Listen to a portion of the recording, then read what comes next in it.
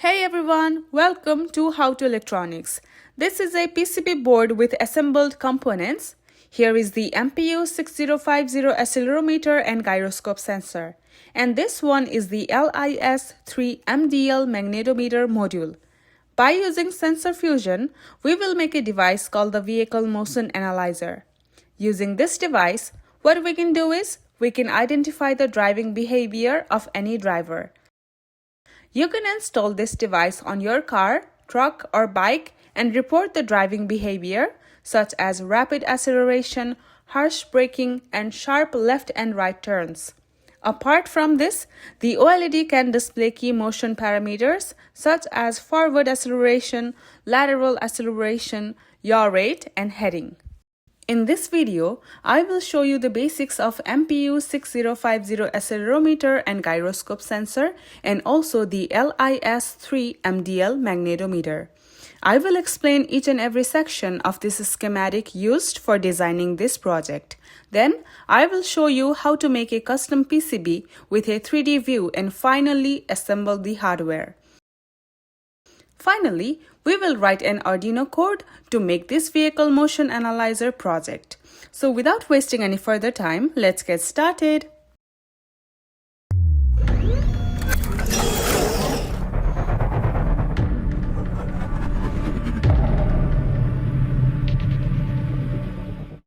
The PCB used in this project is sponsored by AllPCB, a global leader in PCB manufacturing and assembly.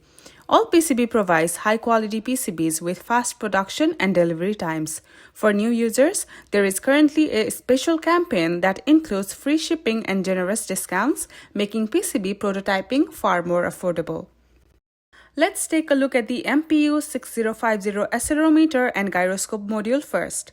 The MPU6050 is a motion sensor that combines a 3-axis accelerometer and a 3-axis gyroscope in a single chip. The accelerometer measures linear acceleration, while the gyroscope measures angular rotation of the device. Similarly, the LIS3MDL is a 3-axis magnetometer used to measure the Earth's magnetic field. It works like a digital compass and helps determine the direction or heading of the device. Let's take a look at the schematics for this project. Starting from the power supply section, we are using a battery charging IC called BQ24092 for charging a single-cell lithium-ion battery. The battery is connected to this battery terminal and is charged through this Type-C USB port. The same port is used for programming and USB serial communication. We are operating the device at a 3.3 volt supply, hence we used this buck boost converter IC TPS63020. For the ESP32 section, we are using a raw ESP32 S3 board. Here is a CP2104 USB to TTL driver for programming and communication. The battery sensing section can sense the battery voltage here. A 0.96-inch OLED display is used as a display unit here. In the sensors section, this is the MPU6050 accelerometer and gyroscope sensor. And then we have a LIS3MDL magnetometer module. Pull-up resistors are used for SDA and SCL lines. Now moving on to the PCB part, I converted the schematic to PCB and placed all the components as per the layout guidelines. All the routing is done based on current requirements and placements. This is a 4-layer PCB board for eliminating noise and reducing EMI and EMC interface. Here is the 2D view of the board from the front side and also from the back side. Similarly, here is the 3D view of the board. The 3D view looks awesome, so the next step is to order the PCB. The Gerber files were generated and uploaded to AllPCB, which is sponsoring this video. At AllPCB, you can get the trial PCBs starting at just $1 with free shipping for new users. Uploading the Gerber file is simple. Just select the board parameters like material, thickness, shoulder mask color, and quantity. I placed the order and within 5 days, I received these high-quality PCBs. The finish silk screen and through-hole plating were excellent. Next, I soldered all the SMD components: resistors, capacitors, transistors, ICs, LEDs, USB port, ESP32S3 module, slide switch, JST battery connector, and header pins. The assembly was smooth and the board looks professional once completed. Here is the ESP32S3 module. This is the 0.96-inch I2C OLED display. This is a Type-C USB port for uploading code and serial communication. This is a 𝗧𝗵𝗶𝗀𝗁 for ESP32 direct programming. This one is a battery charging IC. The battery can be connected here. The slide switch can be slid left and right to turn on/off the entire device. A very small IC is here, which is a buck boost converter for a 3.3 volt stable power supply. This one is an 𝗵𝗶𝗀𝗁 chip, and on the corner, I have placed the 𝗓𝗔𝗵𝗶𝗀𝘁 magnetometer away from any metallic surface. To test this device, I first connected a 3.7 volt lithium-ion battery and slid the switch to power on.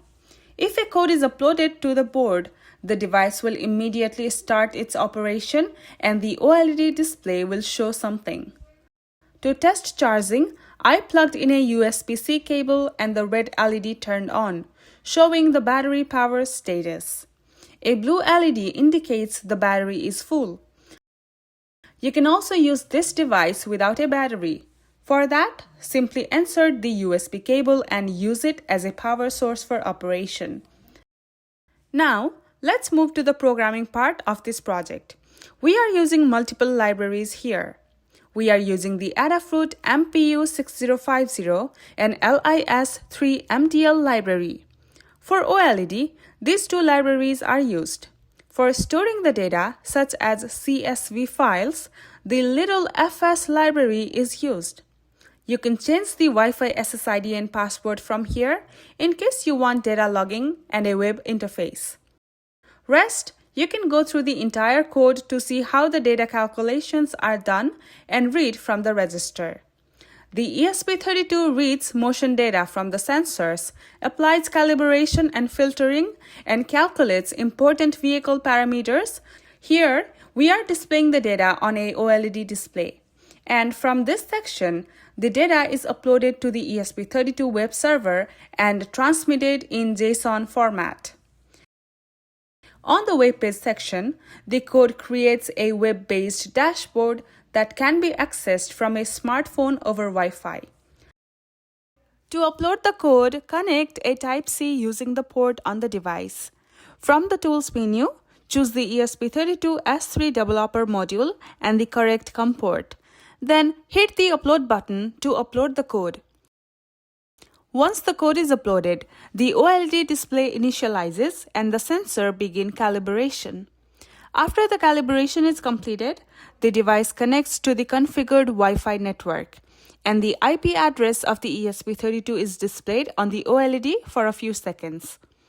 The OLED starts showing real-time motion data, including vehicle heading, forward acceleration, lateral acceleration, yaw rate, and detected events. To test the system, gently rotate or tilt the device in different directions. You should observe changes in heading, acceleration values, and yaw rate on the OLED display. Rapid movements will trigger events such as sharp turns or harsh acceleration, which will also be indicated on the screen. For web monitoring, connect your phone to the same Wi-Fi network and open the IP address shown on the OLED in a web browser. This will open the web dashboard where you can view live motion data. If you click on Start, data logging will start, and on clicking Stop, data logging will stop. You can now download the CSV file from here. For testing the device for real-life applications, I went outside and got in my car. Then I powered the device. I placed the device on my car dashboard on a flat surface and started driving my car. The OLED displayed all the changes in motion data. The motion data can be monitored on a web dashboard here.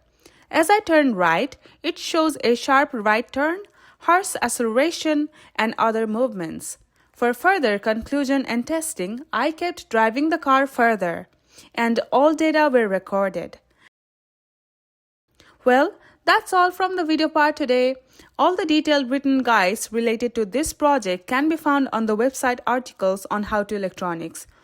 You can find the bill of materials, schematic, PCB curve file, source code program, and other instructions here. I hope you liked this video, so why not drop a like and hit the subscribe button. Finally, thank you so much for watching. See you in the next video.